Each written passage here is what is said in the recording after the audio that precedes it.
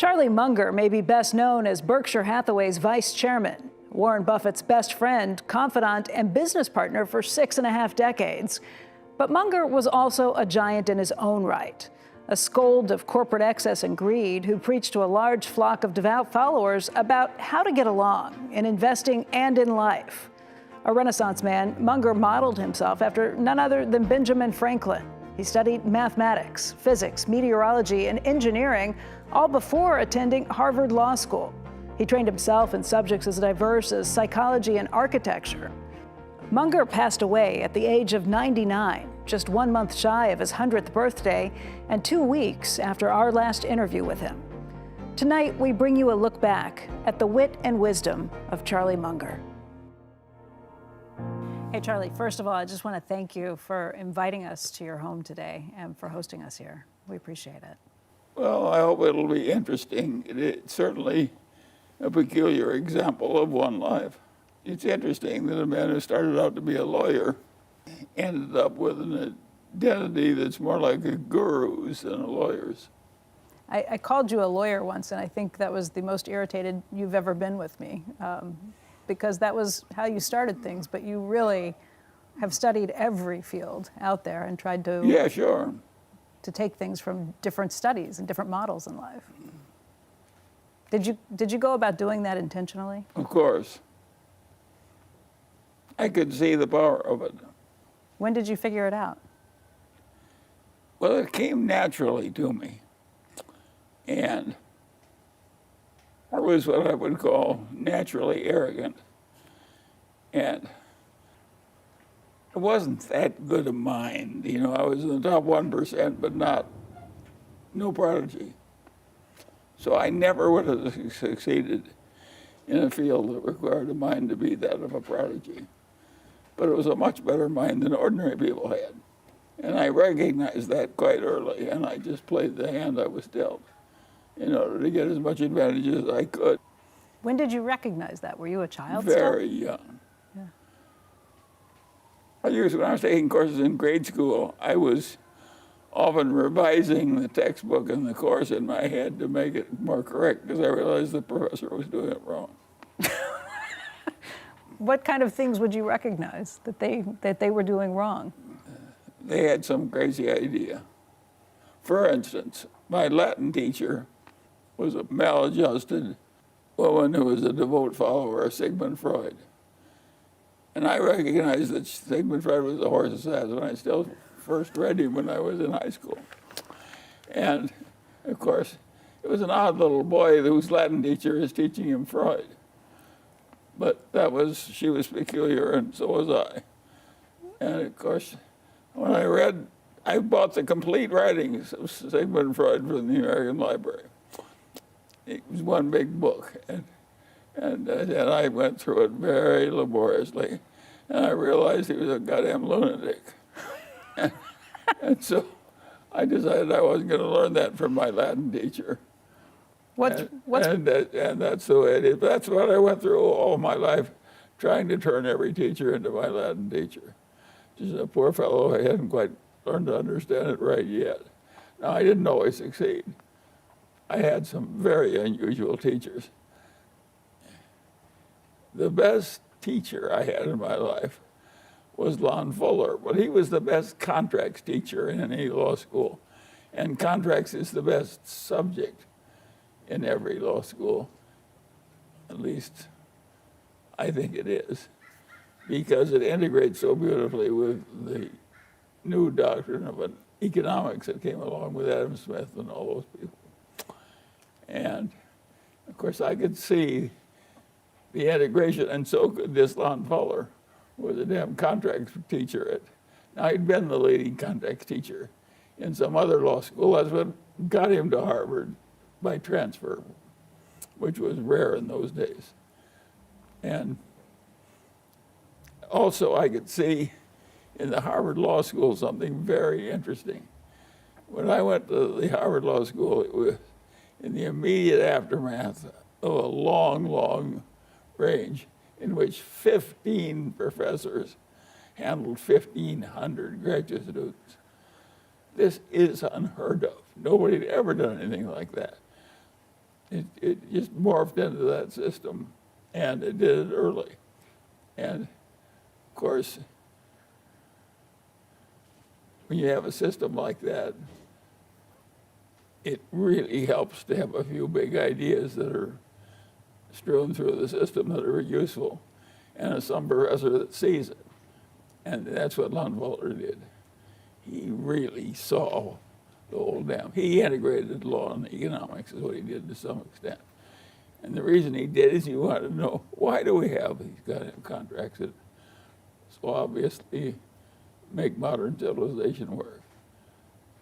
And he didn't explain exactly why, but I could sort of explain why to myself after hearing Lon Fuller. Well, that's an ideal teacher. You had this idea of mental models before you Yes. got to him, though. Yes, and I just naturally came to it. But it was very much a Lon Fuller-esque thing. I was just awestruck by Lon Fuller. I have never been awestruck by any other teacher in my whole life, including some gifted mathematicians and physicists who did some remarkable things. But Fuller really he really changed my life. He almost made me a law professor. I considered being a law professor. But then I knew I'd be pretty good at it. Did you keep in touch with him for a long time after I law school? never kept in touch with him. He was so remote a figure to me. It was like Moses or something going down from the mountaintop. And I was pleased he was there for ordinary. And he'd put it all in a book. I didn't need Lon Fuller. That's the way I handled almost all my teachers. I didn't need them. And Let's talk about Benjamin Franklin. yeah, He's one of the framers of our nation. He very famously gave out and he was a prodigy. and he was a prodigy, and he trained himself in lots of different disciplines. Well, and he self-trained himself with like 2 years of grade school education. This is a very remarkable thing.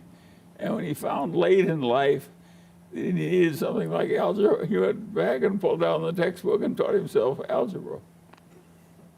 How old were you? He was a very much a self-educated man.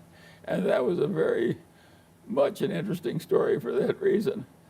How could a man who taught himself everything, like Latin, and how could a man like that go into so many different fields and be the top guy in the whole country? And weren't we lucky to have him? Yes. Yeah, no.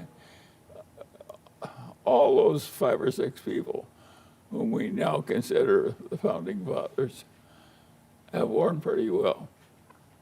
But you found Ben Franklin when? How young were you when you first came across what Ben Franklin had done? Well, I think high school, yeah. And that's when you started modeling yourself after some of the I things don't know when I started modeling myself after Franklin, but I certainly tried to model myself a little.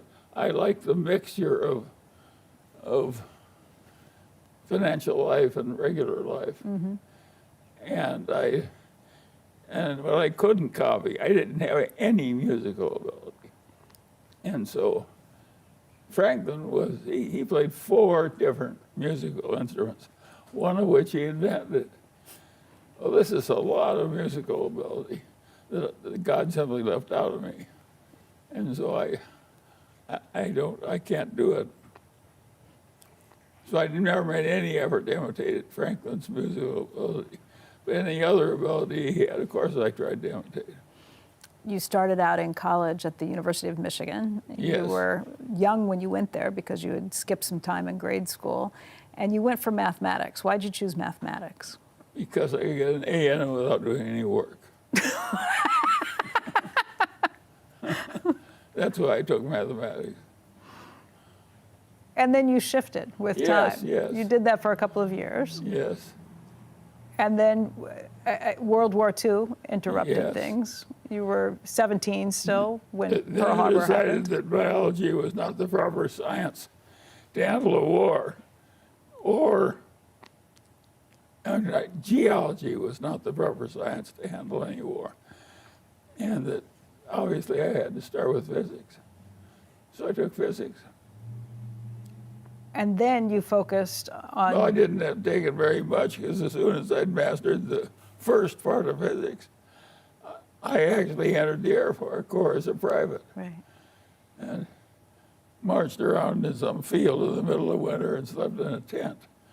And I must just say it was pretty damn unpleasant to be outside in the winter, sleeping in a tent. Look, this is the middle of November. We're in Southern California. Look at it.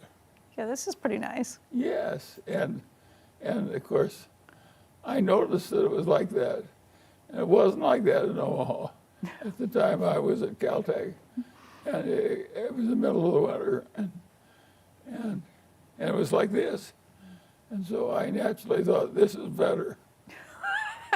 Yes, I understand why you moved permanently. Yeah, well, you understand why the whole nation moved. Right. It And moved south and west is what it moved. It continues to do so. Yes, yes. So, Charlie, you were born on the first day of 1924. You have seen a century of history. And I wonder, do you ever Not stop? only that, I lived in the aftermath of a previous century of history. In fact, you could argue that about 90% of the progress of man has happened in civilization has occurred in the last 2 centuries. And that I lived in the immediate aftermath of one. And it was a very important cemetery, that cemetery that ended when I was born. Because in that century, we figured out so very, very much that was quite important as a start. If you stop to think about the technical revolution, it happened in that century. That's when they opened all these coal mines and created all these steam engines and so on. And so it was just, and of course that's what brought the economic system up. So man had enough leisure, had enough time to think when he wasn't just getting enough food to eat. And so it was an amazing time to be born, and to be born in the place in that century where all the growth was going to occur. The United States. The heyday of the British Empire, which was probably the most important empire that ever existed on Earth, ended about the time I was born. The heyday. You look, you're a stamp collector. Pretty much the whole Earth was colored red or pink for the British Empire. And it was a little stinky island in the North Sea, and that's what they created the most important civilization ever created. Now they borrowed heavily from the Greeks and the Romans and so forth to do it, but they did it nonetheless, and it was a very interesting thing. The idea that a system where 300 families owned half the land in England, and when the summer came in England, they went to London and ran the country as a matter of noblesse oblige. That enabled them to take the best of that 300 families and make them important parliamentarians. And that was their civilization. That was the way in which they took civilization, and their part of civilization, into total leadership of the technical revolution. And then you come along, and I'm 1924. immediate after that. My father grew up in a world where if you wanted to go around Lincoln, Nebraska, he had to use a horse and buggy. There was no car. There was no broadcasting. It was a very different world. The railroads were primitive. And that's what he grew up in. So but the last 2 centuries created almost all the growth. Before that, not everybody, but like something like 80% of all people are farmers. And what's happened over the last 100 years has been pretty remarkable, too. Yes, then the 100 years I've lived has been even more remarkable. That's pretty much all of modern biology, modern medicine, and modern industrial civilization, modern chemistry. Just imagine what the world would be like. You know, we had photographs for 100 years before we had modern chemistry. But no, it was done by a guy who was a natural, very good chemist. But nonetheless, and he created a mighty company, a great growth stock and so forth. And it finally wiped out the shareholders in bankruptcy. Eastman Kodak. Yes, Eastman Kodak. Yeah. It was just an amazing story that could happen.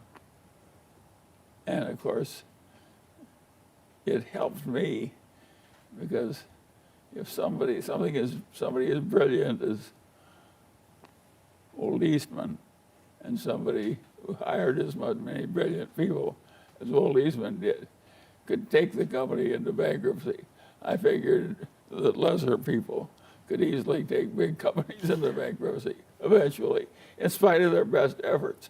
It wasn't like Kodak didn't try. They hired the most brilliant graduate students. They gave them all kinds of time to think. They learned everything any important man on earth learned as quickly as they could, and so on and so on. And even so, they wiped out the common shareholders. And that taught you what, as an investor, as a Sure, businessman? and I was going to be a common shareholder someday in some company, and it would help me to know that it was very easy to wipe out the common shareholders, even a great company run by a genius. I mean, that's an argument for being diversified, but No, not no. Yes, it is an argument for being diversified. but that's not really what the and lesson there's you took some away. argument for being diversified, but there's also some argument for being non-diversified, and the argument for being non-diversified is better for a few people than the argument for being diversified. So the lesson I would take out of that is to be diversified. That's not the lesson you took out. What's the lesson you took out? Well, it was going to be very difficult to be excellent enough at anything to make any money. That's the lesson I took out of it. And I could look around me. And I was lucky there too, because one of my father's two best friends was a guy named Eddie Davis Sr. And Eddie Davis Sr. was the leading urologist, well, probably in the United States at the time, and just working as a private physician who taught medical students urology without charging for his teaching time, because that's what doctors did in their days. They were volunteers at the medical school. And they also furnished free medicine to their colleagues whom they knew. So it was like a cartel against the rest of us. And courtesy to the noble profession. And if you read the Hippocratic Oath carefully, which I'm the kind of a fellow who did, it doesn't sound like nobility. What he was telling the doctors to do was to keep their secrets away from the people who might compete with them practicing medicine. Do not reveal the secrets of our craft, outsiders. That's the great rule of Hippocrates. Not do no harm? Well, he gets credit for that one. Yeah. But what he really emphasized was, don't tell anybody else how to do this. The people who have the modern system of this are the magicians. Okay. They have kind of a code of not telling the public how they're doing the tricks. Right. And for a long time, I could not understand how they turned those women back and forth into apes or panthers and so forth in Las Vegas. Right. And I could smell a panther, and I knew panther smell. And I thought, that is a hell of a magic trick that they're fooling my sense of smell. And I couldn't figure out how the hell they were doing it. I could figure out how they were my sense of smell. They were bringing in panther smell, but they weren't. But they also they turned the women into panthers and back into women. Yeah. And I couldn't understand how they were doing that. And when it was finally explained to me by some guy who broke their code, like the Code of Hippocrates, don't tell the outsiders our tricks. What they had is they had little slats of mirror that slid out of little slats of bamboo. And by using those little slats of mirror, very Frenchy, a button would move out. It would show you a different. Usually show you a different image. Yeah. And it was just it was a clever goddamn contrivance to fool the eye and mind of man. But you saw and smell a woman turning into a panther. I never saw that. It was a tiger more often than a panther. Yeah. But that's the way they did it. Let me ask you about the Great Depression. You were just a child then. I know your family struggled. Yeah, but I was an unusual child. Yeah. And I was curious, and I saw what was happening. And it was just clobbering my family everywhere I looked. And it wasn't a little clobber, it was a major clobber. What happened? Clobber. Well, my mother had 2 sisters, and my father had 2 sisters. And all 4 of those sons-in-law, who were my uncles, got utterly clobbered by the Great Depression. One was an architect, and the Beale just stopped building practically everything. And he finally got a job doing drafting work for the County of Los Angeles, and they paid him $108.08 per month for doing that drafting work, which was above what they would have paid an architect, but not much above. And that's what he was earning. And then they passed the FHA rules, and that was competitive civil service examination. And he was a brilliant man, and so he took the examination and came in first. And they made him chief architect for the FHA in Los Angeles, which is a huge program during the 30s to revive at least some building. And he set the standards for that. He wouldn't let the subdivider get by with much. You know, there was a rule of how many electrical outlets there had to be in every bedroom. And he'd make them put in the right number instead of the lesser number. And that was an important job. Builders under depression incentives being what they would naturally be, and a good architect being what he would naturally be. Right. And so the FHA, which was then fostering a great percentage of the total building that was going on in terms of houses, just said, if you're going to build a house, you got to have so many electrical outlets per bedroom. Well, it was useful work my uncle was doing. Yeah. And he was enough of an architect that he could force in a little bit of grace too, as well as the right number of electrical outlets. But And one of the things he was very interested in was the plaster screed. And most people don't even know what the plaster screed is, even when they live in a building. But if you got plaster that goes down into the ground, you get capillary attraction that sucks a lot of water up into the plaster. It's not desirable. It doesn't always do that, but it sometimes does it. But it's a tiny little incremental cost to stick a little thing on the bottom of the plaster as it comes to the end near the ground. If you put in that plaster screen, it can't suck that water out of the ground into your plaster. My uncle made everybody put in a plaster screen. and saved all these houses as a result. Yes. And of course, it was a good example for somebody like me to watch that being done. To put in the hard work early on and the And extra know step. what the extra thing that could be added at tiny incremental cost and would last for 100 years. Wow. You saw your family getting clobbered on all sides on the Depression. Yes, How and did that? that was one was an architect. But how did that? One was a builder who was broke. He had loans he wasn't even paying off from the 20s boom. bubble when he was a builder. And he made himself an appraiser. And finally, he was Omaha's best appraiser. And he made a good living too. But he had terrible years in the early 30s. And he had a terrible medical problem as one of his children died very slowly of meningitis. And it cost a lot of money. He just couldn't pay it. He had not paid off that fully until the war came. So what He did finally that? paid it off and got quite prosperous in the post-war boom. But he had a long period of just being utterly without money. And all of these So what he impressions did, on he you. moved into an extra house that my grandfather Russell owned, and that at least didn't have to pay rent. What did all these impressions mean for you? I mean, these are formative years for Well, you this as is you're watching quite this. serious.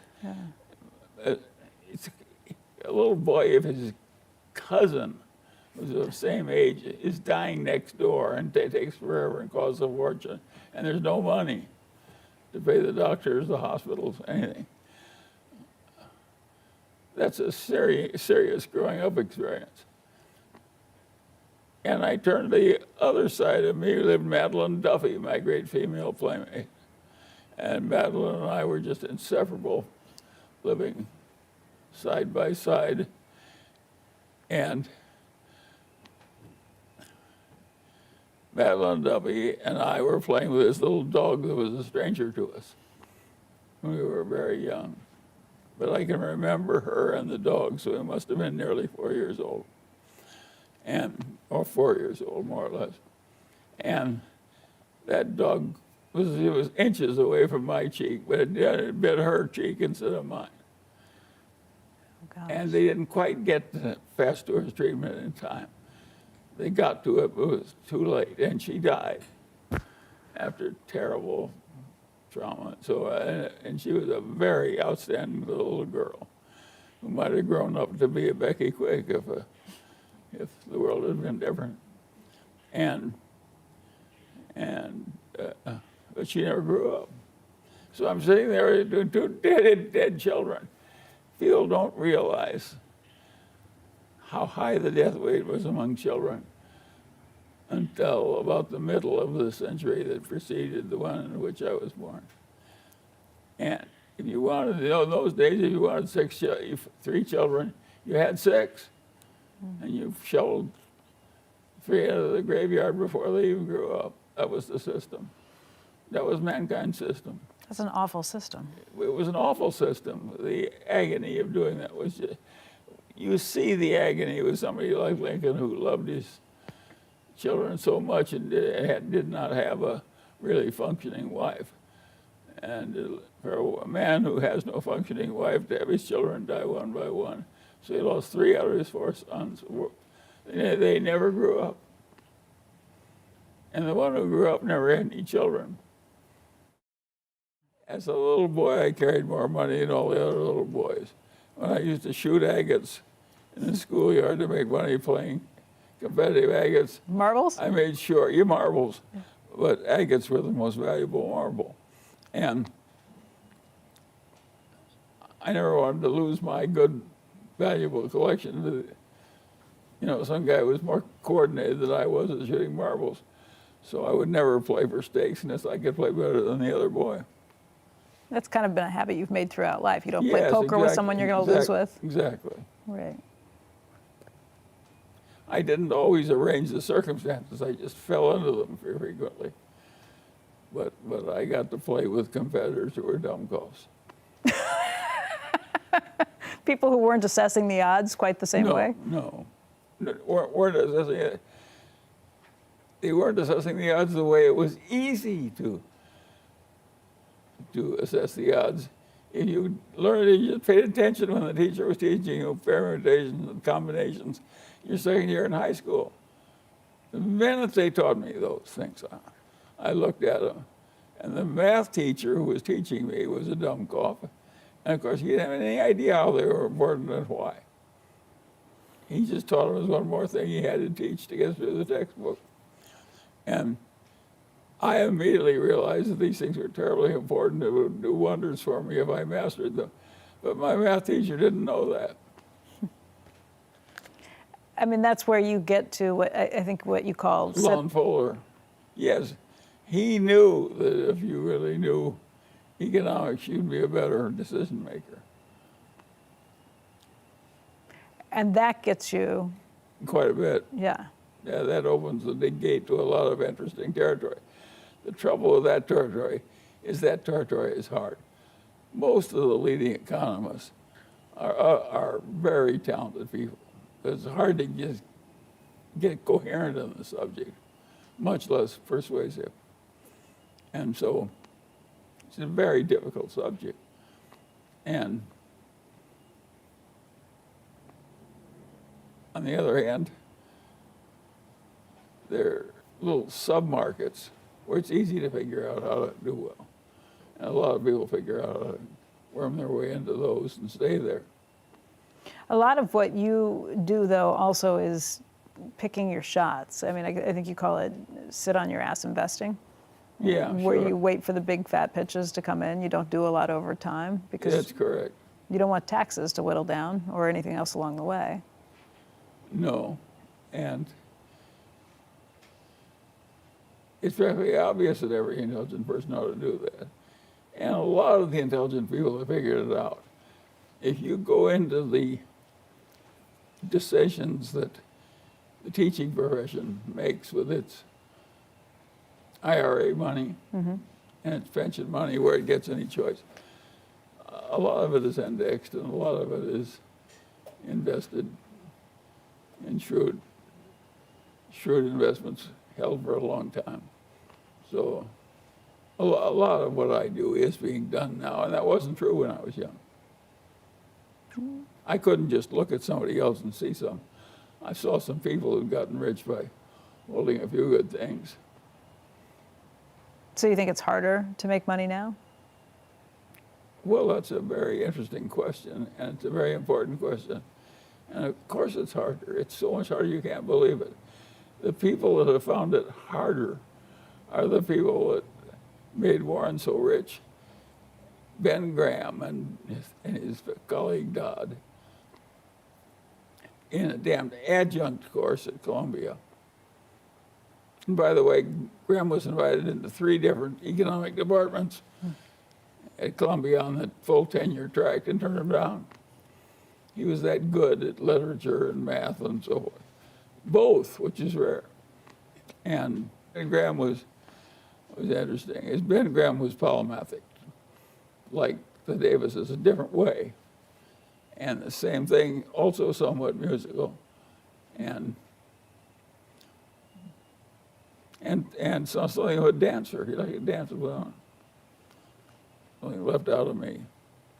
And at any rate, what Ben Graham did that was so interesting is that he taught that you should find a few good things and stay with them for a very long time. But a long time to him was a few years. It wasn't a few decades. And he did that for like 40 or 50 years in a little investment partnership with incentives and so on. And his investors, who were by and large not very rich, did very well with him. After he got his share, they got a good cut that was higher than what other people got after fees. And so he delivered a valuable product. And he taught you got into things, it could be a lousy business, but if they were cheap enough, they're still all right if they had enough assets per share.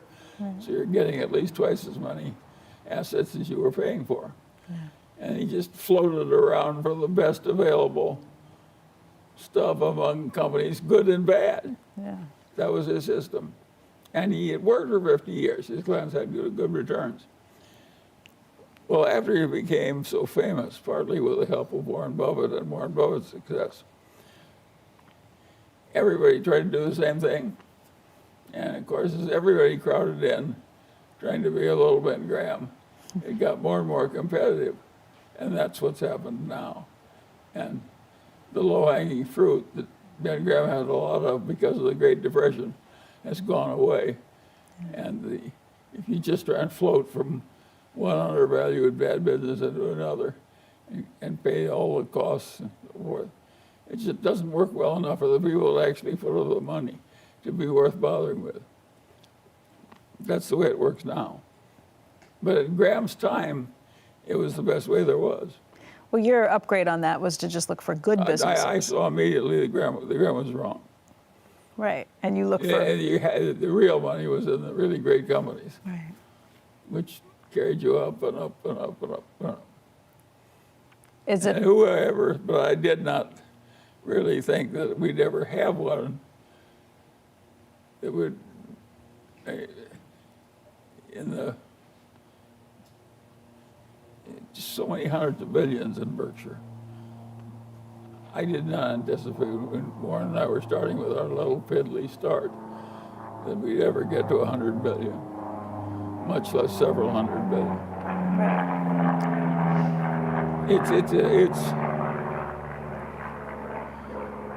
It was an amazing occurrence. What happened that you didn't anticipate? What led to that success? Well, we got a little less crazy than most people, and a little less stupid than most people, and that really helped us. Then in addition, we were given this much longer time to run than most people because something kept us alive into our 90s. And it gave us a long track from our little fiddling start all the way to the 90s. Those are the two things that really happened. And of course, we wised up over time. We got into better and better companies, and we understood more and more of the bad things that could happen to you and how easy they could creep in. And we avoided them even more assiduously when we were old than we did when we were young. And it all worked. I think back in 2015, for the 50th anniversary of Berkshire, you wrote in the shareholders letter that, among many other things, you had a $60 billion pile of cash at that point. You thought that that pile of cash would decline over time because you'd be able to buy more and more things. Now you've got almost $160 billion in cash. Is there an opportunity for a really big purchase with that? And do you think you'll see one? Well, of course, there's an opportunity for a purchase a lot bigger that people can make who don't have us 160. We have $160 billion in cash, plus a great credit rating we deserve. And who in the hell has that? Not very many. Yes, but what it's going to be, I can't tell you. It can't be anything too small, because it doesn't matter how good it is. We're of a size now, or too small just doesn't move the needle very much. So we need something big to come along and use up all our cash and some borrowing. But who's more likely to find something than a guy who has $160 billion in cash, plus a long history of buying bargains? I don't think it's hopeless. It may have to be done by some different people. You know that the next time we may not be able just to squeeze a little more lemon juice out of the old lemons. We may be able to, we may have to squeeze some new lemons, meaning new people may have to make the decisions. But who can make them better than somebody that has watched the early process all through all those years and seen how well it works, and who starts with a little legacy of $160 billion of cash? So you're talking about Greg Abel, Ajit Jain. Yes, Ted and Todd. Or somebody not yet identified. Yeah. The main trick that Berkshire shows is the power of what I call the Wooden effect. And Wooden was the most famous basketball coach of the whole era. And you figure out what the hell he really did, which of course somebody like Warren and me, we just automatically do it. He concentrated about 90% of the playing time in 7 players, and everybody else was just a sparring partner for the people. And that turned out a great system for winning at basketball because you identified your best player and concentrated so much of the playing time on your best player. And more playing creates better, better, better. You learn by playing in a way you can never learn just by shooting practice baskets. And so he concentrated all his playing time on his best players. Simple idea. That's what Berkshire did. Of course, it worked better, and everybody's learned it. You've talked about Everybody would know it automatically if it were just a little more obvious. If all of us had to make a living backing people in chess tournaments where there's very little revenue to pay anybody anything, we'd all recognize we have to get into the top 7 players or something like that, or have no chance of winning. You know, chess tournaments. yeah. And everybody would be trying to play the wooden style to get the bet. But in investment picking, people think anybody can learn it who just goes to Harvard or Columbia or something. And of course, anybody can't learn it. It's like chess or mechanical ability or a lot of other abilities. It's somebody who does it a lot and has a natural aptitude for it, who's the outlier, who gets the big results. And that's what happens in the investment world. Just a few outliers make the money.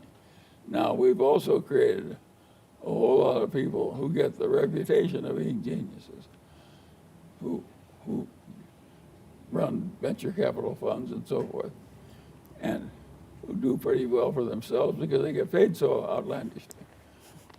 But they don't really get, the bottom 80% of the people who invest in venture capital would be better off if they didn't even look at it. So they're just The making. people who stumbled into Sequoia in the right year were different. They got a long, long run when Sequoia didn't try and grow. And they got the advantage of milking Sequoia. But that was rare. Nowadays, everything is quite different. I do not think venture capital will win in the future the way Sequoia once did. And I don't think Sequoia will win in the future the way Sequoia once did. It's too hard.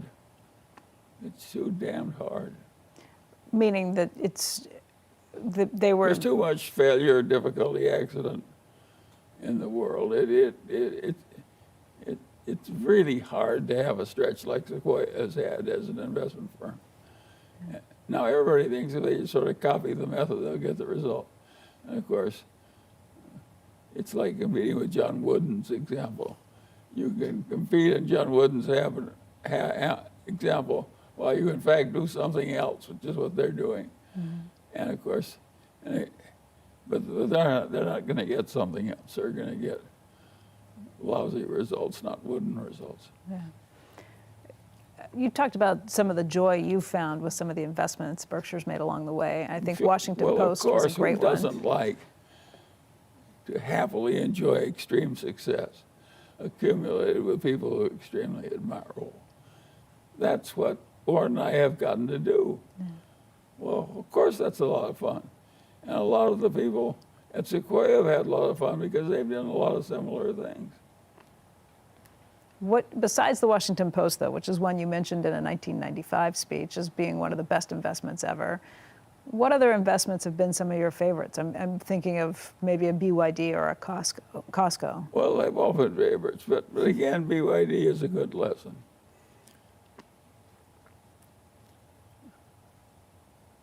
I didn't find BYD. Li Lu found BYD. And he encouraged me. I encouraged him to create this partnership. And he found, he occasionally would do a BYD, a venture capital investment in his early life, something I would never do, or seldom do anyway. And so he did one or two similar transactions that were a lot like Sequoia. He went into BYD when it was so small that it would have been appropriate in an early stage Sequoia investment. And it was a public company, but it was just so small, it was barely a public company. And he went into it. And this little nothing company, headed by this, we could see that two things about Wan Chuan-Fu. One, he worked 70 hours a week, and the other was he was a genius. And of course, the idea of having somebody who was a genius and had all this mechanical aptitude that Warren and I lacked was interesting, at least to me. And so I was willing to take what was fiddling money by Munger standards and have some of it invested by Li Lu and Liu. But then he came to me and said, Wan Chuan-Fu wants to buy a bankrupt auto plant in China and starting there, go into the auto business. And I said, let us mind. I said, God, this is horrible news. I said, it's a really dumb idea. Who in the hell's ever succeeded in creating a new auto company? And competition with older companies that are as admirable as Toyota and so forth, and Mercedes. And people who really know a lot about autos and have a big lead. And I said, let's talk him out of it. So we tried to talk Wan Chuan-Fu out of going into it. He paid no attention to us. He charged into it. Well, this year he'll probably sell 2 billion automobiles at huge profits for automobile. Just mouth-watering, delicious profits for auto. It's a huge stunt. And we, Warren and I share the, not Warren and I, but Li Lu and I share the distinction of urging him not to do it. Thank God he didn't take you up on it. Well, he did. That's what geniuses do. They don't listen.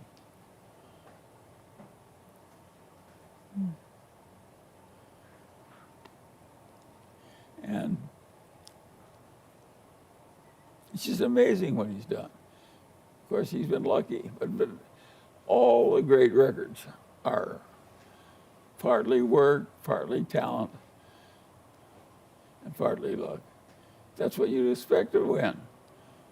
Well, with this many people in the game of investment, of course the big winners are going to be people who get luck and who get work and talent and luck. That's what we've had. What was interesting about Berkshire's history is what turned the first $300 million of Berkshire net worth into the first $3 billion of Berkshire net worth. Now, some people have now gone back and checked all the figures, but some people have figured it out. But the way the results we got in turning 300 million into 3 billion really quickly helped us a lot. What was it? Well, it was blue chip, stamps, and See's Candy, and the Buffalo News newspaper, and the early insurance operations under Ajit Jain when he came to us. And so it just, everything worked at once. And we made these unholy profits out of these fiddling businesses that weren't that good. And it was a very remarkable thing. And there was some luck involved. Warren has said that his worst trade ever was buying Berkshire Hathaway itself, the mills. Yeah, sure. What was your worst trade? Well, I think my worst trade was buying a block for the Munger family in Alibaba, which is a pretty good company, but I think it got overhyped. And Jack Ma made mistakes in dealing with the Chinese government.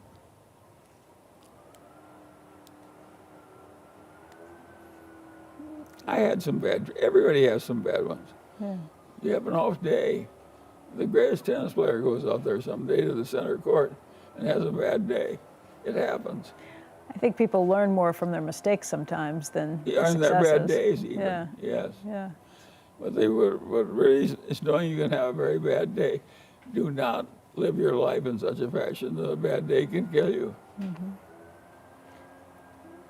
Which means what when it comes to investing?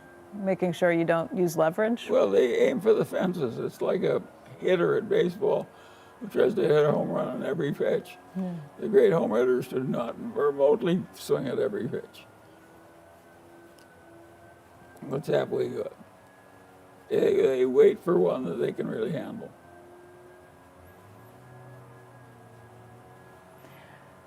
And that's what great stock pickers do too. How do you know? Because I know leverage has always been something that you guys have shied away from, using too much leverage in situations. But you're also Well, yes, but it wasn't like we didn't use any. Insurance float gave us some leverage. That's why we went into it. right. And averaged out over our lifetimes, we've benefited from insurance float. But I guess the difference between not wanting to over leverage in a situation, but also knowing that if you think something's a real deal, to really load up on it, because you're only going to have so many great pitches, perfect pitches. Yeah, we're not holding our cash for the boom that's going to come in 1999. Yeah. We may end up that way, but it may have a different protagonist, but that may happen, which is fine. I think some of the lessons in life that you give people, though, I guess if it's so much harder to do things now, and you've talked about this, how for this generation it's going to be harder to do things like buy a house, make the same sort of money, be Yeah, able to get of ahead in course. such ways. Of course, What's- it's going to be harder to earn the same kind of percentage returns after taxes and inflation as this last generation of endowment managers earned. They've trained all these universities to expect a 6% yield return because that's what they want in order to do what to spend as they want. But it is not given in the stars that a 6% annual return will surely be wonderful for the good investors of an era. I mean more broadly. The great bulk of the investor may earn a lot less than 6% instead of a lot more. I just mean for, the average person who's looking at this thinking it's going to be harder to buy a house. Is the American dream further out of reach for young people today? Well, for some it is, and for some it isn't. There also was never a place where anybody who got a degree in computer science got a salary, a cash bonus, and a block of cheap stock every year Yeah. for free, just floating in. And sometimes in a very good company. And there are more companies like that that are offering benefits like that to people that are just starting out in computer science. So in some sense, it's easier. So for some people, it's easier. There'll always be something in a rich civilization that's a little better than other people get, as well as a little worse. And all these people prospering today in computer science are in the right place, and they're prospering more. Charlie, let's talk a little bit about bureaucracies, because you have duly noted the problems with bureaucracies, whether it be a big company, whether it be the government. Have I ever? Right. So how would you fix some of the bloated bureaucracies out there? Let's start with the federal government. That comes in my too hard pile. I can't tell you how to do that. That would be really hard, because you got the problem of A, figuring it out, and B, getting it done. And to solve both those problems that is really climbing it's like picking the high pick on Everest and saying, I'll waltz up there in a day, You aren't going to waltz up there. It takes several days to do. There was a presidential candidate who recently said that his solution for that would just be to fire everybody in the federal government whose social security number ends with an odd number. Does that sound like a good way to fix it?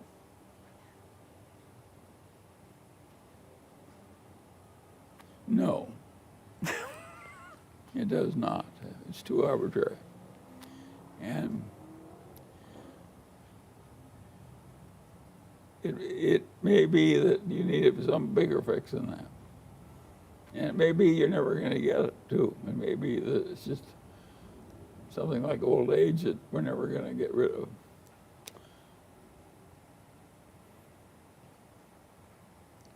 But you are still a believer in the need for a government. Of course. I'm a, if you get right down to it,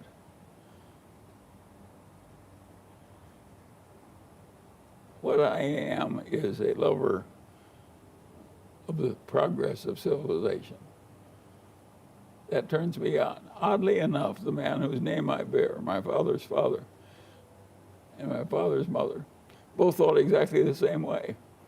And the great moral book, they took me to church in the Presbyterian church and all that. But in Sunday school to take on lessons and all that. But when they really wanted to teach me something which turned them on, it was the legend of Robinson Crusoe, created by Daniel Defoe. They just loved that guy creating a little English civilization on a goddamn vacant island.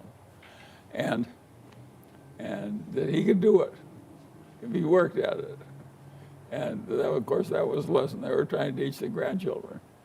And I was so amused by it. I could see immediately what they were trying to do. And I could see immediately they were right. Of course, even if you're given a goddamn desert island, you turn it into a civilization if you can. Civilization is important. I accepted all those moral lessons. Now, they never said this is what we're trying to teach you, A, B, C. But they did make me read Robinson Crusoe, not just every week, but every night. Before I went to bed, I got a little dose of Robinson Crusoe. When I was a little tiny boy, and of course it was good for me. And of course, I never got over it. I'm still following Robinson Crusoe's method of going at life. That's what I did. I imitated Robinson Crusoe. My grandfather's teaching worked. That was a funny way to raise grandchildren.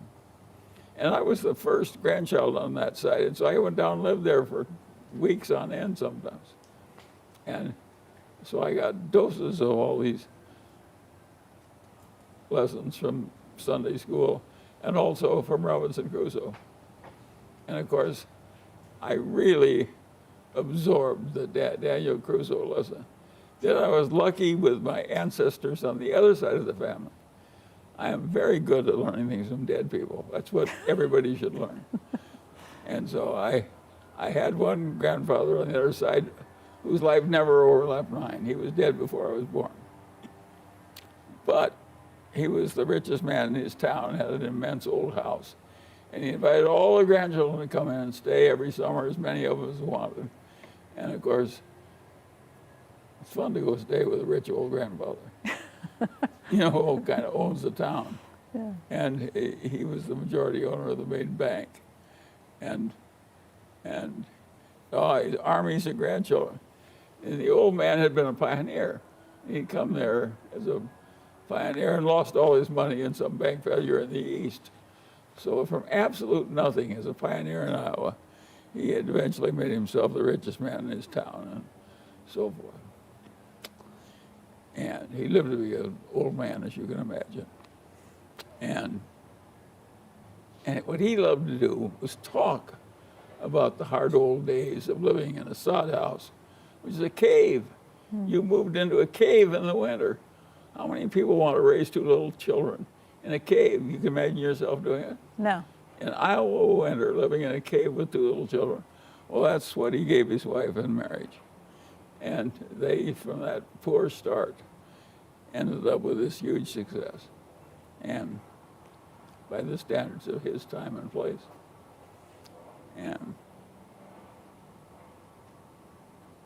And he did that. He said he loved to talk about the early days because he was so proud of having survived them, the Indian Wars and everything. And so he was pleased to talk about reminded him of all he'd surmounted. My grandmother Ingham wouldn't talk with the grandchildren about the early days. They tried to talk about them. They said they were mean, hard days. I don't like to remember them. Get them out of them. Don't talk about them in front of me. And that was her refuge. So she wouldn't allow people to talk about the early days. But Grandfather Ingham just talked endlessly about the end of days, and how he'd surmounted all these hardships. And what he taught the grandchildren of a fiscal nature, he says, he says, people think Iowa's the best farmland in the world, and I own a lot of it. And it's a good place to have a bank, and I own the main bank. And he says, it looks pretty easy looking back at retrospect, but it was damn hard, I want you to know.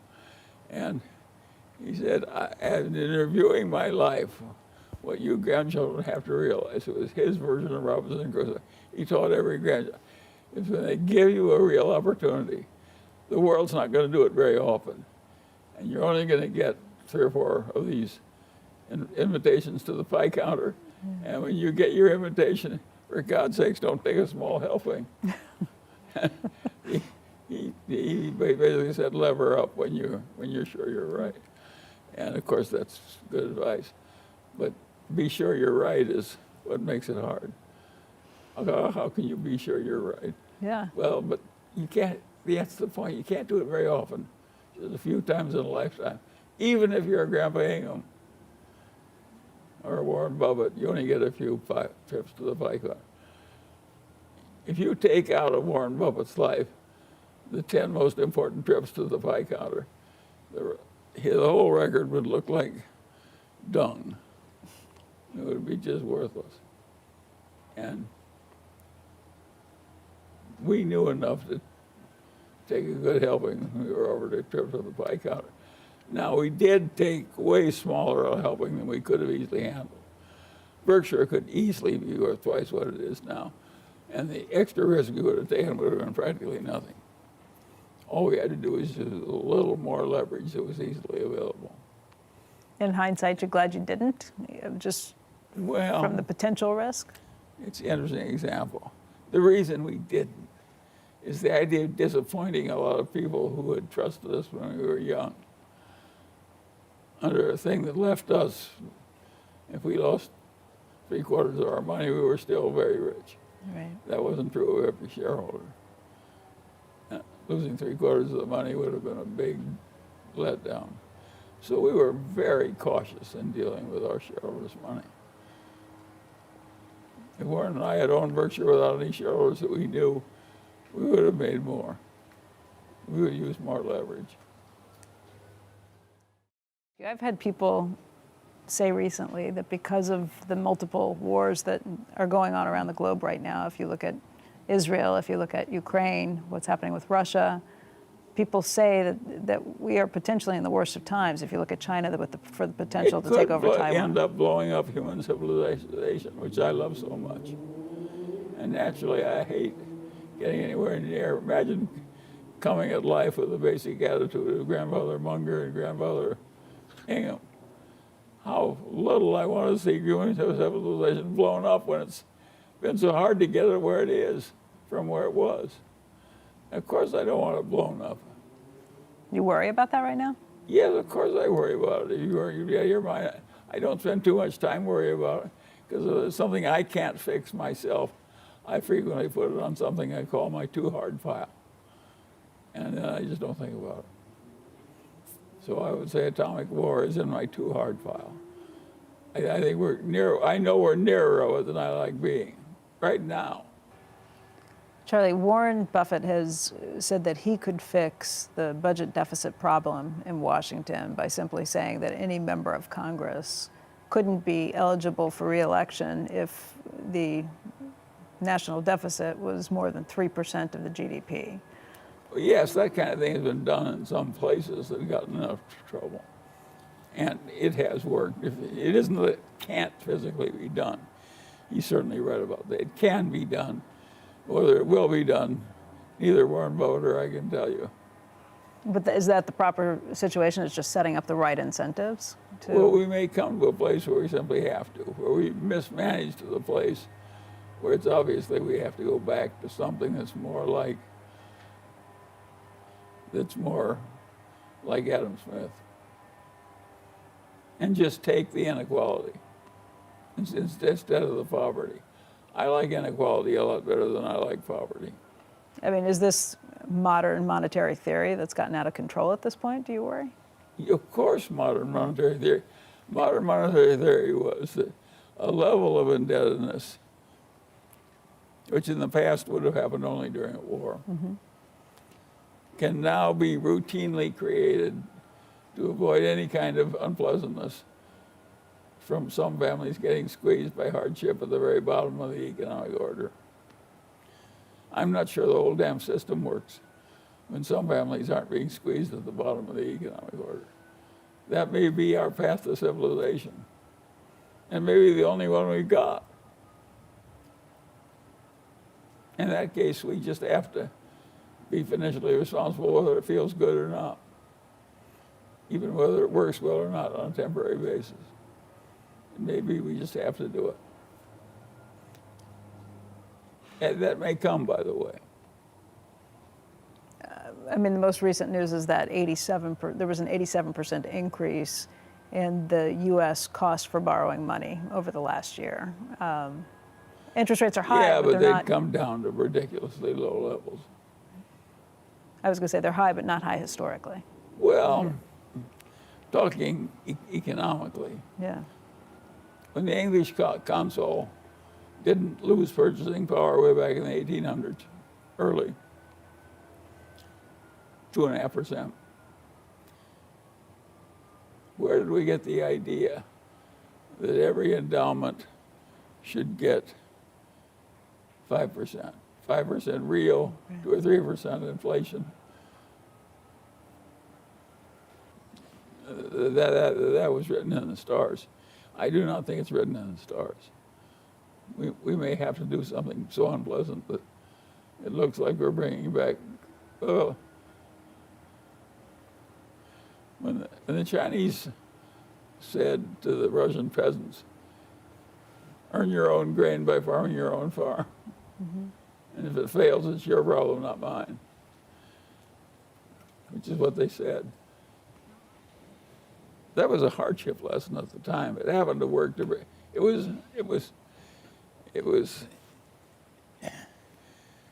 looked like a hardship lesson, but it really was an invitation to plenty. It was say, eat this spinach and it'll really be good for you. It's capitalism, and you've said all along that capitalism is the best system. Well, it works. If I like your little medallion and you like my $7 wristwatch, and we trade them, I may think your little medallion is worth X, and you may think my little wristwatch is worth $7.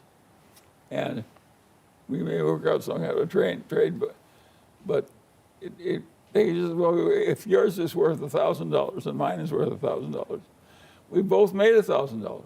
Right. Because that's the way we value them, and this voluntary exchange doesn't cost the government anything. The GDP just goes up by $1,000, and I just think it stays. I'll exchange my watch for your medallion, and there's nothing else that will do that except capitalism, and do it automatically. You need capitalism plus somebody that creates a sound currency that uses a medium of exchange. When you got those two things, now you and I can have a simple system of exchanging watches for medallions. And we both want to do it. It's something we can do. And it's just, that was the stuff that somebody like Ron Fuller, he was interested in that stuff. And in seeking out to make his own work more meaningful, he tried to understand it. And I could see him struggling with it. And it was early in the history of economics of the discipline when this was going on. Now the main ideas had been discovered. But the main ideas had not been discovered in the law schools. I mean, Lon Fuller was one of the very few people who had some vague understanding of how economics interwove with law. And of course, it's the combination that helped me do as well as I did in life. You've said that proper incentive structure should be set up for public policy too, that you have to think about it very carefully. If you want to go into public policy, you should go in and think about what the end results are going to be from some of your actions that you take. Once you get in the business of saying, to make it fairer, so that the hardships of life are more widely distributed. You can call it fairer, you can call it more generous. But either way, they mean the same thing. They want the hardships of life to be mitigated for some people. That means other people can sell things to the government that they use in helping unfortunate people.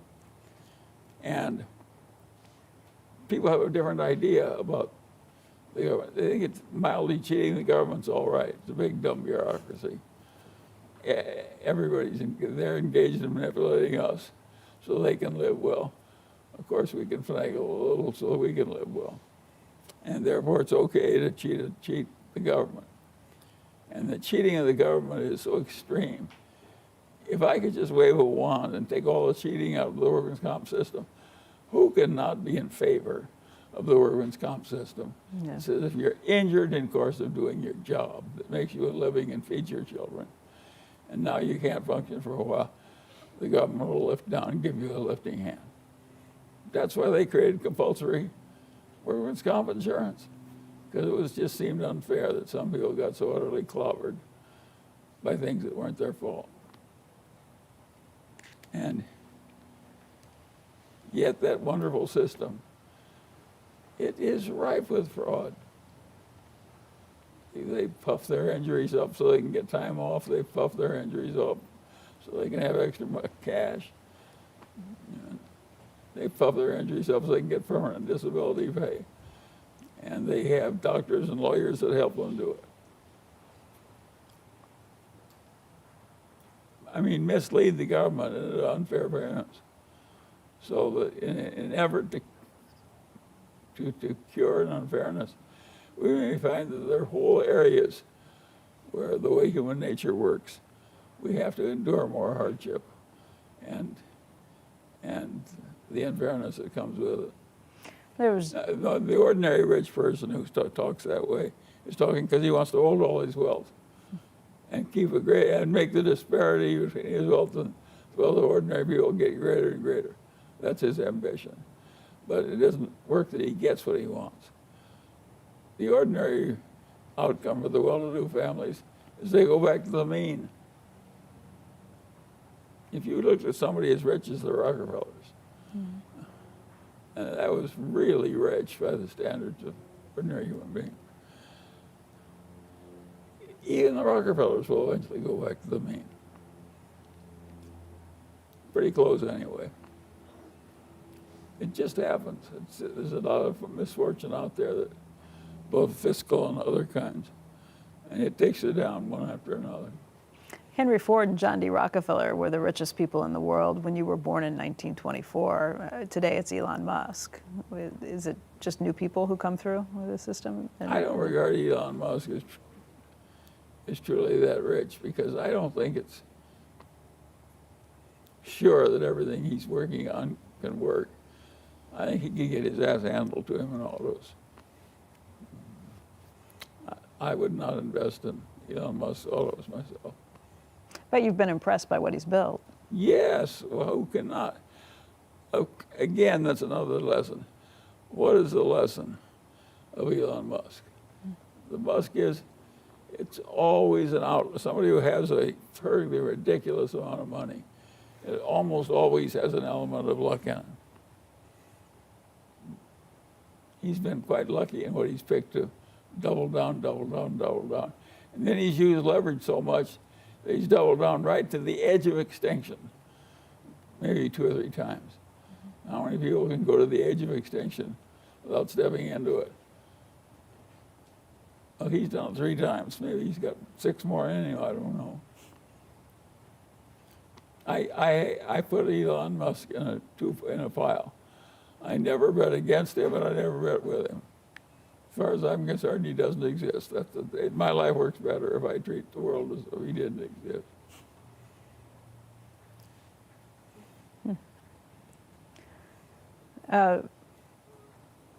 Let's talk just about a few cultural things. I know reading is the one way that you say, the only way people can really get smart. You don't know anyone who's gotten smarter who doesn't read a lot. Well, yes, even the fiction of the world, which includes a good deal of the Bible and Shakespeare and the great novels and all that stuff. The people were good at painting pictures and painting and telling stories, and people learn best when they learn a story. It looks more like a piece of a life, a story. So it works. What are you reading right now? Well, and now my life is, people know I'm a nut on books, and they kind of like Poor Charlie's Almanac or something. Yeah. So what do? They send me books, gifts. So I get so many books in this house as gifts that I no longer buy books. I just select from those that people give me. And I kind of like doing it. I think they kind of like doing it. It's very peculiar. I think I heard that you've been binge watching Seinfeld. Is that right? Well, I've finally gotten so I've seen so many of the reruns twice that I don't want to see them a third time. But I do like a bunch of self-centered people making the wrong decisions. It appeals to it is ridiculous. It's utterly ridiculous. These people go out of their way to get insane worries and so on. And they solve some of their problems with humor. Yeah. It's a show about nothing, though. Yes, but it's not really about nothing. It's about the humor of life being used to make life quite endurable. By kidding one another, which is what they're doing, because they're really kidding the audience, they are amusing us all. In thinking about age, a lot of companies are getting rid of mandatory retirement ages. Boards are getting rid of a lot of those mandatory retirements. But there are questions right now about whether Joe Biden or Donald Trump are too old to be president at 81 and 77 years old. Well, it may be true that everyone in America is too old to be president. It may be just too hard a job the way things have worked out. Maybe this is like my cousin's meningitis. Maybe it's just a hand too tough to play. Maybe you're not going to be allowed to play it out. We don't know. You mean the age factor, or No, I'm talking about the atomic war factor. the atomic war, just the idea of being president at all? Yeah. If you've got a big ruin of smoking country, it's not much fun being president. So that is something that really, you can say you set it aside and it's not worth worrying about, but I don't spend much time on it because I can't fix it. right. It goes into my too hard pile. Even if I had all the power, I couldn't fix it. If you gave me the power to write all the laws of the world, I would sit down, even if it happened today, and try and help you write those laws. I would think it was the most important thing that mankind could possibly do, because there's a lot of laws that are stupid and cause bad results.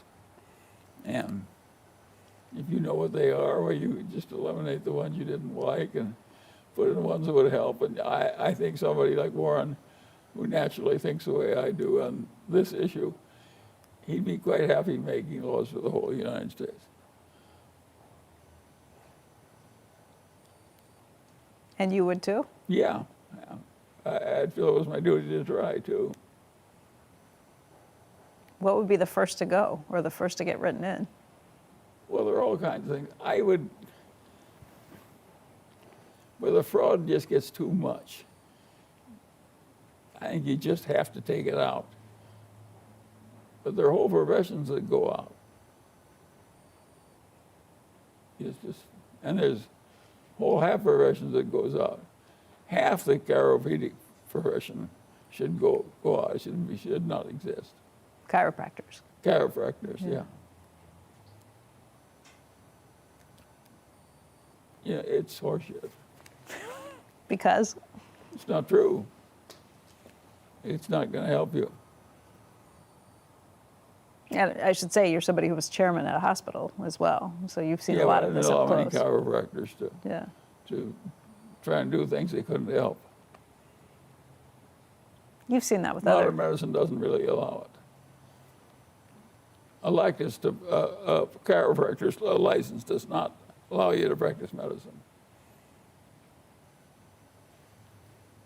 I can't give Becky Quick penicillin because I'm a chiropractor, Right.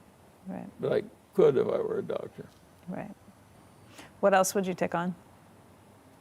Well, I think taking the fraud out is also important. How can a whole lot of fraud be a good thing? Yeah. And almost everybody has known that. And the early legislators made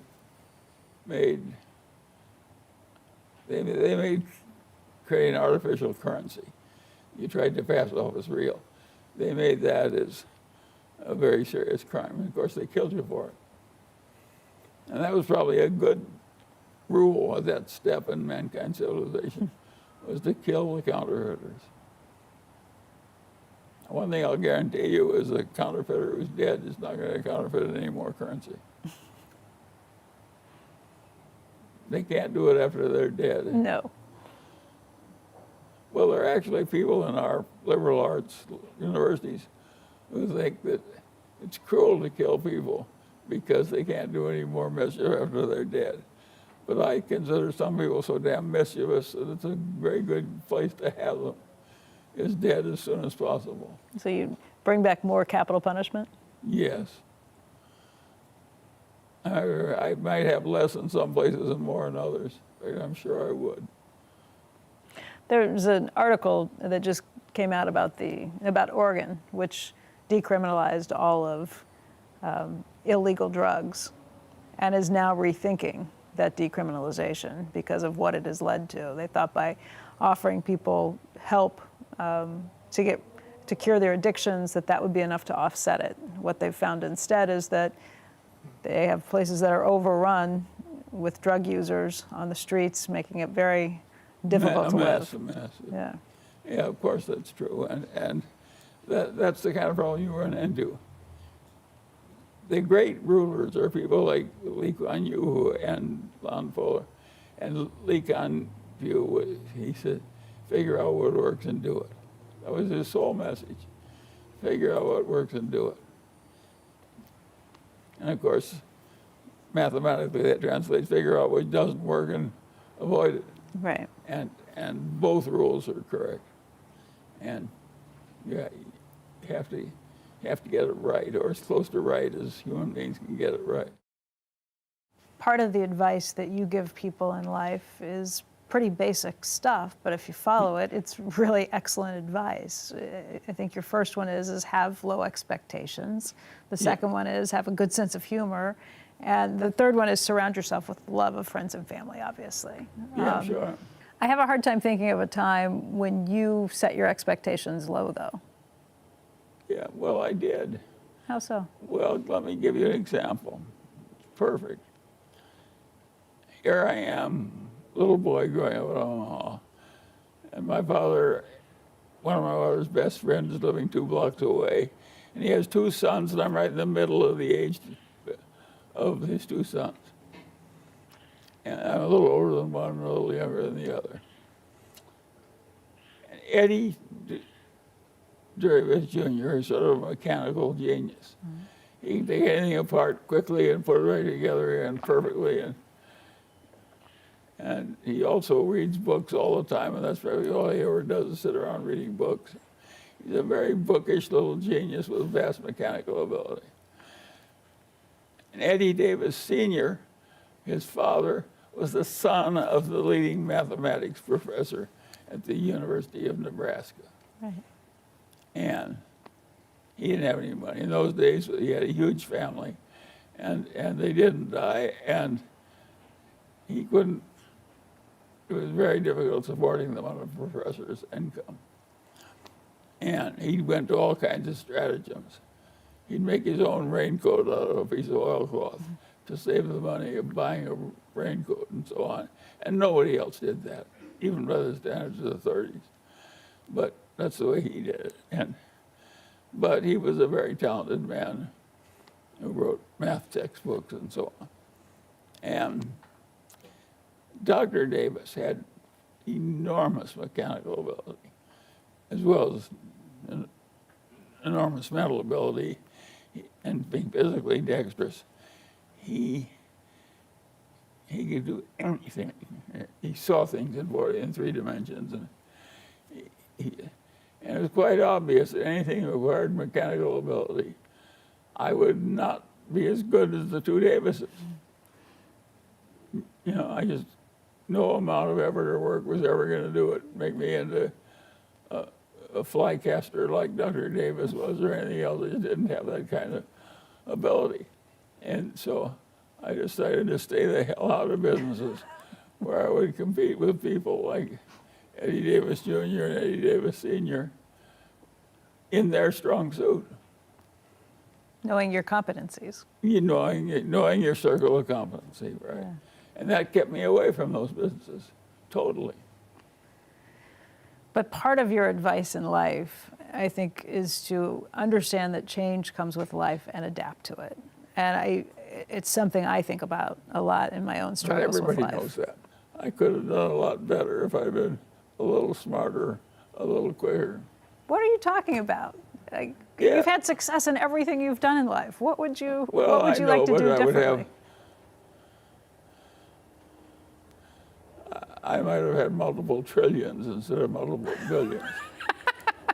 Do you sit around thinking about this? What would you have done differently? Yes, I do think about it. Yes, I think a lot about what I nearly missed by being just not quite smart enough or hardworking enough.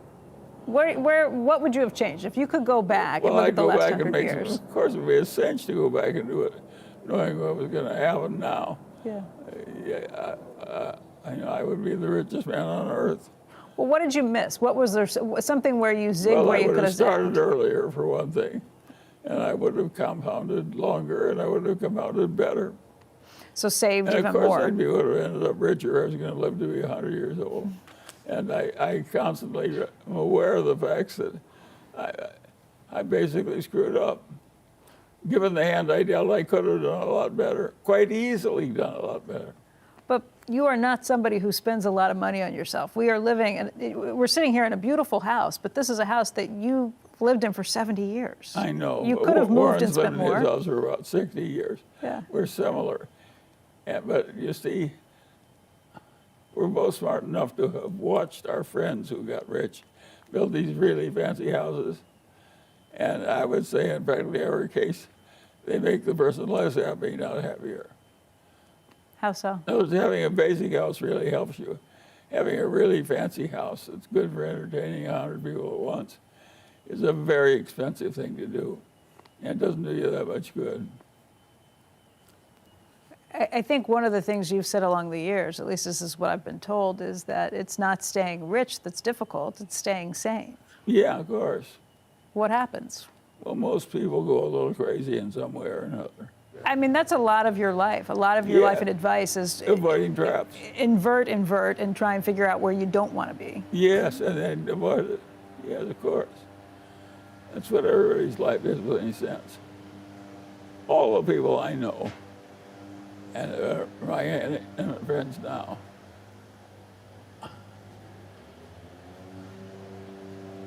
they never would have become alcoholics.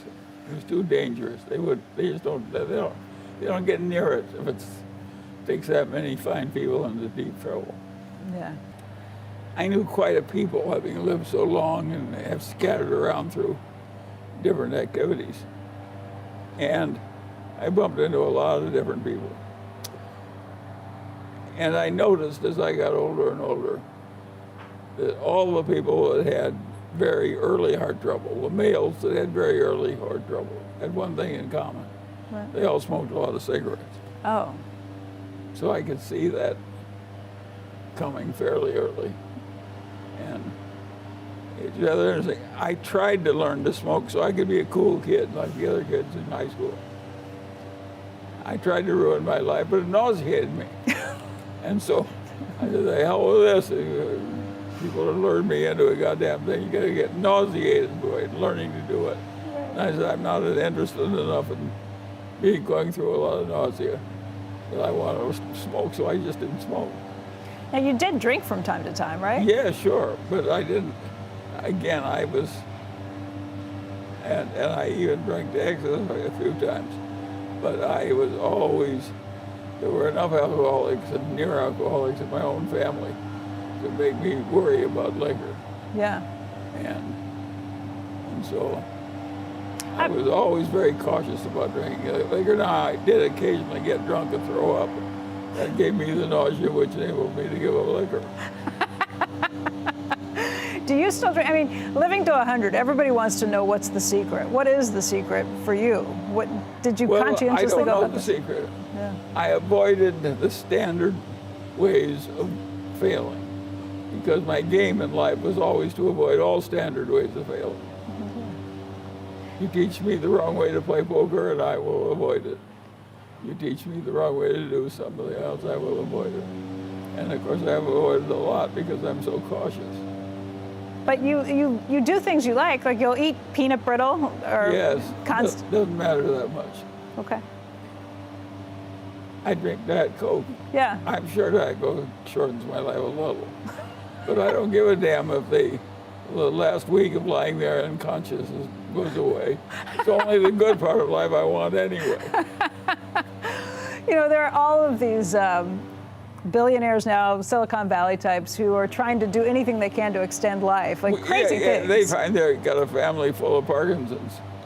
And of course I watched my mother and my sister die of Parkinson's disease. And so I'm familiar with that one. Yeah. That's a very unpleasant thing. I do not like the last month of Parkinson's disease. Yeah. I've seen it up close. Yeah. It's no fun for the people in it. It's no fun for the people around them. It's no fun at all. And Diet Coke may be helping me skip it. Who knows? It's helping me skip the last month, not the first month. There are some new ways that people think that they can extend life, though. And one of the crazier things I've heard is this idea of doing a blood transfusion with younger people, so you get younger blood. I mean, there's like some Silicon Valley types that are doing that was those things. crazy. You got to remember that the practice of medicine in my father's boyhood was a charlatan's profession. People learned to make a living at it, and they gradually learned a few things they could do to help the patients. But basically, they did a lot of nonsensical things. If other people want to know what the best way to live is, you would just tell them, avoid the crazy things, avoid the things that take you down. Yes. Avoid crazy at all costs. Crazy is way more common than you think. It's easy to slip into crazy. Just avoid it, avoid it, avoid it. Of course, of course, of course. I think another thing you've said is, whatever you are, wealth and age will make you more so. Yeah, sure. You've given away a lot of your money. Yeah, but not like Warren. More than half of the Munger money has already been passed to the descendants. So I've made exactly the opposite. It was a smaller amount of money, but I made exactly the opposite decision for the majority of our money. The majority of his money he gave away. And now he didn't exactly give it away. It goes to Buffett foundations that go on for another 100 years. That's not exactly giving it. It's not exactly like wasting it. It's having some significance. Is there anything left on your bucket list, anything you'd like to do? Well, that's an interesting question. I am so old and weak compared to what I was when I was 96 that I no longer want to catch a 200-pound tuna. It's just too goddamn much work. To get it in takes too much physical strength. So I don't know why I would have paid any amount to catch a 200-pound tuna when I was younger. I never caught one. And now I, give me the opportunity, I would just decline going. I won't even go out after them. There are things you give up with time. And You're pretty active. You've got a busy social schedule. You're on Zoom. You have breakfasts and lunches. well, I that like you- it that way. Yeah. That's my idea of a proper old age for me. And I didn't plan it. It just happened. And when it happened, I welcomed it. I am very good at recognizing unfair advantages. And I got unfair advantages in old age the way I got unfair advantages in non-old age. And when they came, I just grabbed them. Boom, boom, boom. The one grab I never made was for a third wife. Too late. Why? It's a little too late. There are people for whom it's a necessity. They're so much more comfortable in marriage than they are outside it, that they really need it to be human. It's just the way they're put together. And for such people, I recommend the 100-year-old dating app. But you'll find that if you put it in, that not many 100-year-olds want it. They're just lying there.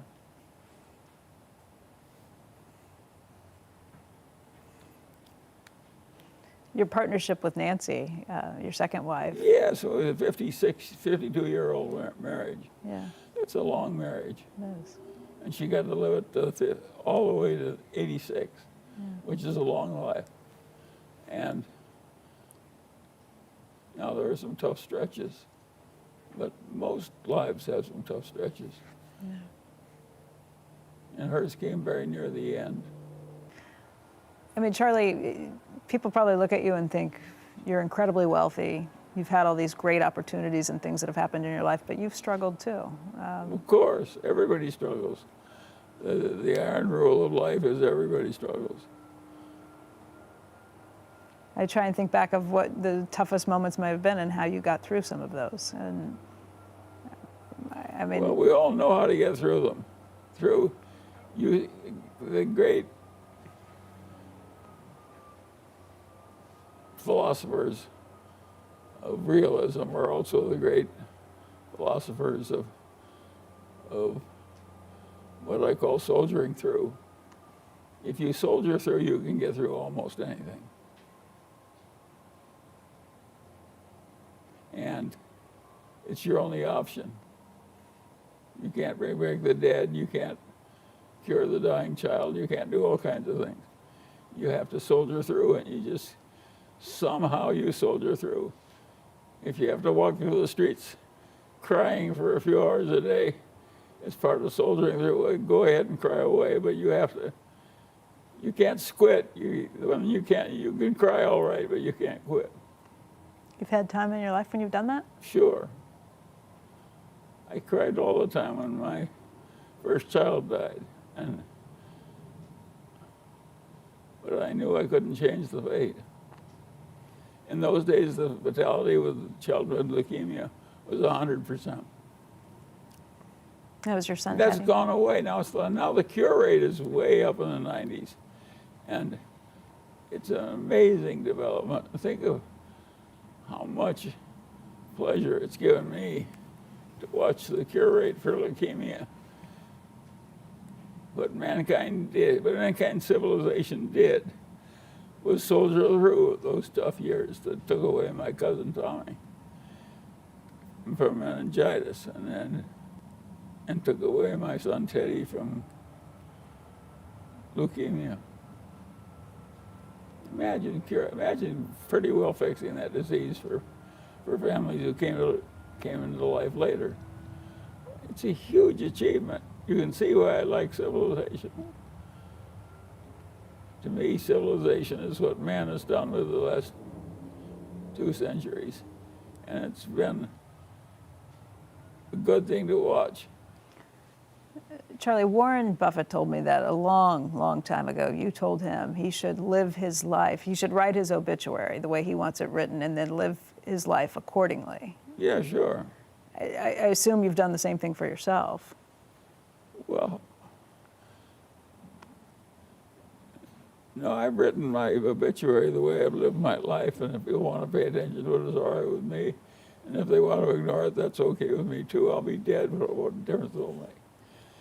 And so, but I think it's not a bad idea. Listen, Warren and I both live in the same house for decade after decade after decade. All our friends get rich and build better, bigger and better houses. And naturally, we both considered bigger and better houses. And I had a huge number of children, so it was justifiable even. And I still decided not to live a life where I looked like the Duke of Westchester or something. And I was going to avoid it. I did it on purpose. Why? I didn't think it would be good for the children. That it would spoil them? Yeah, Well, in a rich family, you think your duty is to use the wealth to live grandly. That's what everybody's doing with the money. You will learn from the people that are doing it. Is the plan for your life, the obituary you would write in your 30s, the same you would write today? Sure. I basically believe in the soldier-on system. Mm-hmm. Lots of hardship will come, and you gotta handle it well by soldiering through. And a few rare opportunities will come. You gotta learn how to recognize them when they come, and not make too minor a trip to the pie counter when the opportunity is available.